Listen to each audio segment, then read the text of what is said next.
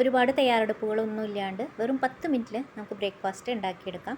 അതിനുവേണ്ടി ഒരു മിക്സി ജാറിലേക്ക് 1 ഗ്ലാസ് റവ ചേർത്ത് കൊടുക്കാം. കൂടെ തന്നെ 1/2 ഗ്ലാസ് നല്ല വെളുത്ത അവൽ, തിന്നായിട്ടുള്ള അവലാണ്, 1 ഗ്ലാസ് തൈര്, 1 ഗ്ലാസ് വെള്ളം.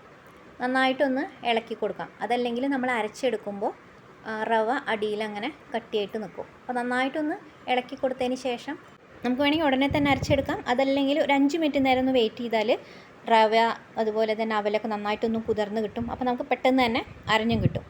അപ്പോൾ ഇത് നന്നായിട്ടൊന്ന് മിക്സ് ചെയ്തിട്ട് ഒരു 5 മിനിറ്റ് നേരം വെയിറ്റ് ചെയ്തിട്ട് അരച്ചെടുക്കാം.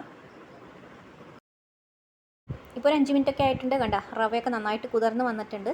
ഇനി നമുക്ക് അരച്ചെടുക്കാം. വെള്ളമൊന്നും ഒഴിക്കേണ്ട ആവശ്യമില്ല, നല്ല തിക്കായിട്ട് അരച്ചെടുക്കാം. അപ്പോൾ അത് നന്നായിട്ട് അരച്ചെടുത്തിട്ടുണ്ട്, നല്ല തിക്കായിട്ട് അരച്ചെടുത്തിട്ടുണ്ട്. ഇതൊരു പാത്രത്തിലേക്ക് മാറ്റാം. നല്ല തിക്കായിട്ടുള്ളൊരു മാവാണ്, അതുകൊണ്ട് നമ്മൾ മിക്സി ജാറിൽ കുറച്ച് വെള്ളം ഒഴിച്ച് 2 ടീസ്പൂൺ വെള്ളമൊക്കെ മതി ഒഴിച്ചിട്ട് ഇത് കൂടെ ചേർത്ത് കൊടുക്കാം. ചേർത്ത് കൊടുത്തിട്ട് വീണ്ടും നന്നായിട്ടൊന്ന് ഇളക്കിയെടുക്കാം.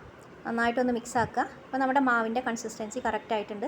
ഇനി ഇതിലേക്ക് നമുക്ക് ആവശ്യത്തിന് ഉപ്പ് ചേർത്ത് കൊടുക്കാം. ഉപ്പും കൂടെ ചേർത്തിട്ട് വീണ്ടും നന്നായിട്ടൊന്ന് ഇളക്കുക. മാവ് ഒരിക്കലും ഒരുപാട് വെള്ളമായി പോകരുത് കേട്ടോ. ഇനി ഇതിലേക്ക് കുറച്ച് ബേക്കിംഗ് സോഡ, ഒരു 1/4 ടീസ്പൂണേക്കാട്ടും കുറച്ച് മതി, കുറച്ച് മേലെ കുറച്ച് വെള്ളം കൂടെ ഒഴിച്ച് കൊടുക്കുക. നന്നായിട്ടൊന്ന് മിക്സാക്കി എടുക്കുക. അപ്പോൾ നമ്മുടെ ബാറ്റർ റെഡി ആയിട്ടുണ്ട്. ഇനി നമുക്കിതുകൊണ്ട് ദോശ ഉണ്ടാക്കിയെടുക്കാം. ദോശക്കല്ല് വെച്ച് ചൂടാകുമ്പോൾ നന്നായിട്ട് ചൂടായതിന് ശേഷം ഇത് നമുക്ക് മാവ് ഒഴിച്ച് കൊടുക്കാം. മാവ് ഒഴിച്ച് കൊടുത്തിട്ട് പതുക്കേനൊന്ന് ചുറ്റിച്ച് കൊടുക്കാം. ഇനി ഇതിൽ നിറയെ ഓട്ടകളൊക്കെ വരും. അതിന് ശേഷം നമുക്കിത് മൂടി വെച്ചിട്ട് 1 മിനിറ്റ് വെച്ചാൽ മതി, വെന്ത് കിട്ടും. 1 മിനിറ്റൊക്കെ ആയിട്ടുണ്ട്. നല്ല സോഫ്റ്റായിട്ടുള്ള നല്ല സ്പോഞ്ചി ആയിട്ടുള്ള ദോശയാണ്. ഇൻസ്റ്റൻ്റായിട്ട് ഉണ്ടാക്കാൻ പറ്റിയ ദോശയാണ്.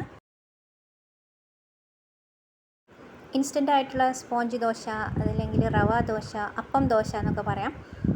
ദോശയുടെ കൂടെ കഴിക്കാനായിട്ട് നമുക്ക് ചട്നി ഉണ്ടാക്കാം, അതല്ലെങ്കിൽ കടലക്കറി, എന്ത് കറികളുടെ കൂടെ കഴിക്കാനൊക്കെ നല്ല ടേസ്റ്റ് ഉണ്ട്.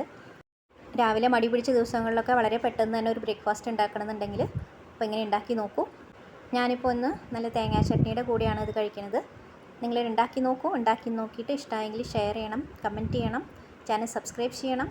അടുത്ത വീഡിയോയിൽ കാണാം.